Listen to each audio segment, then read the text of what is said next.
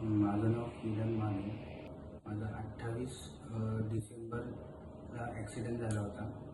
एक 15 दिवसांनी सौरभ गिरी सरांना मी विजिट केलं. त्यानंतर त्यांनी ऑपरेशनचा सल्ला दिला. त्यांनी ऑपरेशन एकदम व्यवस्थितरित्या केले. त्याच्यामध्ये मेनिस्कस रिपेअर केलं आणि ACL फायबरटेक इंटरनल बेसमध्ये केलं. त्याच्यानंतर 15 दिवसात मला म्हणजे व्यवस्थित चालणं वगैरे रिकवर झाल्याने वाटलं.